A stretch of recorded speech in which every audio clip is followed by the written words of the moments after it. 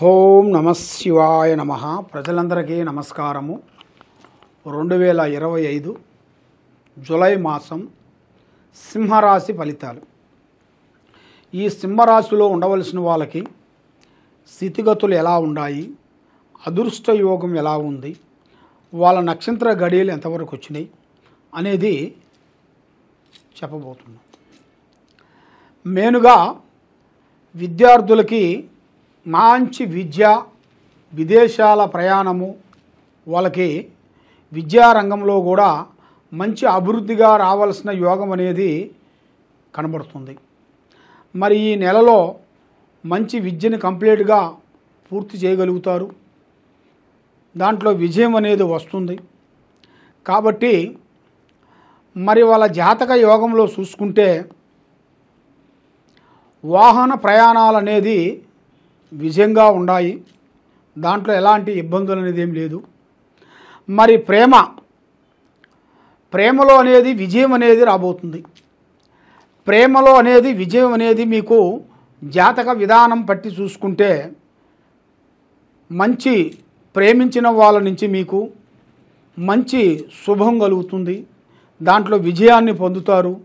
కాబట్టి ఏదైనా సరే దాన్ని చూసుకొని ఆలోచనలు పడాలి. కానీ చూడకముందే మనం ఆలోచన చేసామంటే దాంట్లో కొన్ని సికాకులు ఎదురవుతాయి.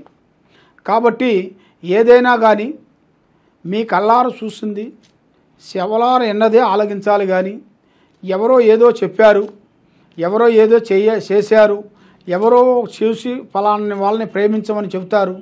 కాబట్టి దానివల్ల కొన్ని సమస్యలు కూడా రావచ్చు. కాబట్టి మీరు ఏది చేయాలన్నా ముఖం చూడగానే మీరు అర్థం చేసుకోవాలి.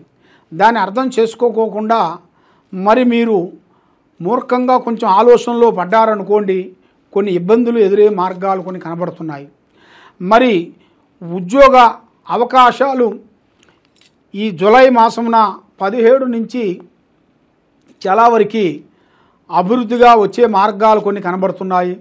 మరి శత్రువులతో విజయం అనగా మీకు కోర్టు నుంచి కానీ శత్రువులు మిత్రులుగా మారి మీకు మళ్ళా ఫస్ట్లో ఎలా ఉన్నారో యథావిధిగా ఎలా ఉన్నారో అదే విధంగా మళ్ళా కరెక్ట్గా ఉండే మార్గాలు కూడా కొన్ని కలిసి వచ్చే మార్గాలు కూడా కొన్ని కనబడుతున్నాయి. మరి ఈ కోర్టు సమస్యలు కూడా మీకు విజయంగా కనబడుతుంది. కాబట్టి ఆరోగ్యంలో అనేది మీకు మెయిన్గా చాలా వరకు జాగ్రత్తలు తీసుకోవాలి.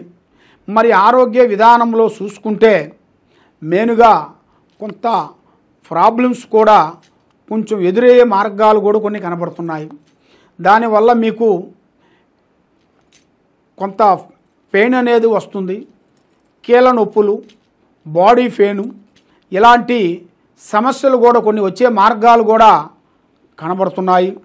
మరి కొత్త వ్యాపారస్తులకి మరి ఏ విధంగా చేస్తే బాగుంటుంది, వాళ్ళకి మరి ఎప్పుడు చేస్తే కలిసి వస్తుంది అనేది చాలామందికి చాలా సందేహాలు ఉన్నాయి.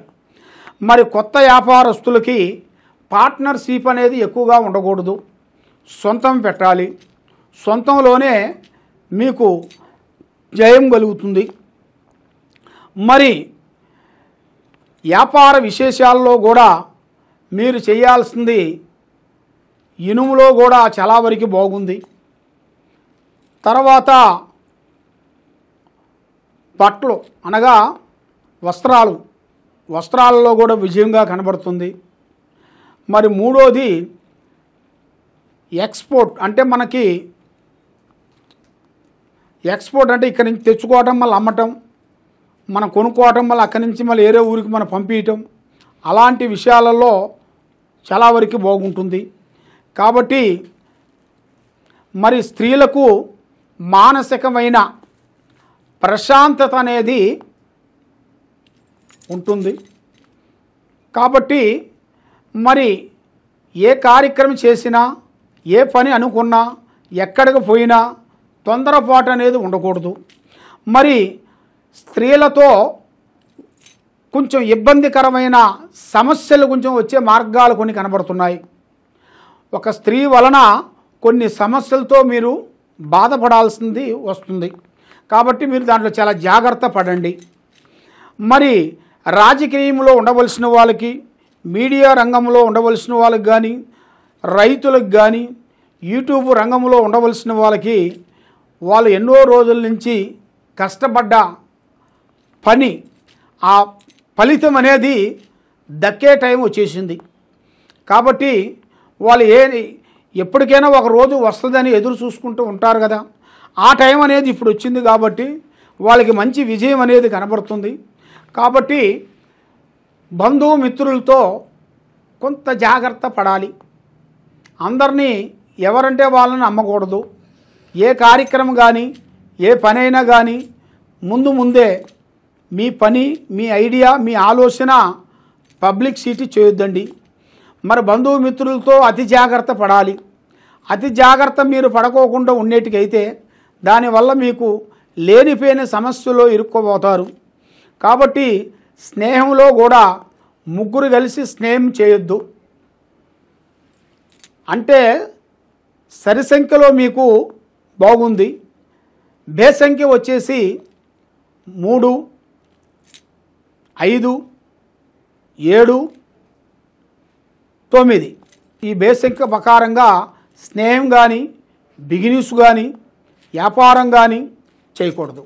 దానివల్ల కొంత ఇబ్బందికరమైన సమస్యలు కొన్ని వచ్చే మార్గాలు కొన్ని కనబడుతున్నాయి. కాబట్టి మీకు ఏ కార్యక్రమమైనా సరే వెళ్ళే ముందు మీరు మీ పూజా మందిర్లో మీరు పూజించాల్సింది గోవిందనామాలు ఎక్కువ చదవాలి, హనుమాన్ చాలీసా ఎక్కువ చదవాలి. మరి మీ పూజా మందిర్ దగ్గరికి వెళ్ళిన తర్వాత మీరు ఎక్కువగా పూజించాల్సింది శ్రీ హనుమాన్ని పూజించాలి. హనుమానికి 11 వారములు ఆయనకి ప్రదర్శన చేసి 11 వారాల పాటు ఆకు పూజ చేయాలి. ఈ 11 వారాలు ఆకు పూజ చేసిన తర్వాత 11వ వారం రోజున వడమాల తెచ్చి స్వామి మెడలో వేసి మీరు ఆ హనుమాను చాలీసా మీరు చదివినట్టుగైతే ఆ భగవంతుడు కృపా కటాక్షం అనేది మీకు ఉంటుంది, మనశ్శాంతి అనేది కలుగుతుంది. మరి మీకు ఎక్కడెక్కడో పోయి నిరాశ చెంది జ్యోతిష్యం చెప్పించుకొని బాధపడుతూ ఉన్నారా? మీరు తప్పకుండా ఈ కింద ఉండాల్సిన నెంబర్కి మీరు సంప్రదించినట్టుగైతే మీ పేరుని బట్టి, మీ సమయాన్ని బట్టి, మీ ఇంట్లో ఏముంది, మీ బయట ఏమేమి జరుగుతుంది అనేది మేము చూసి అమ్మవారి విషయాలన్నీ మేము చూసి చెప్పగలుగుతాం. ఎలాంటి సమస్యకైనా కూడా మన దగ్గర పరిష్కారం దొరుకుతుంది. కాబట్టి మీరు ఈ కింద ఉండాల్సిన నెంబర్కి సంప్రదించండి. సర్వో జనా సుఖినో భవంతు. ఓం నమః శివాయ నమః.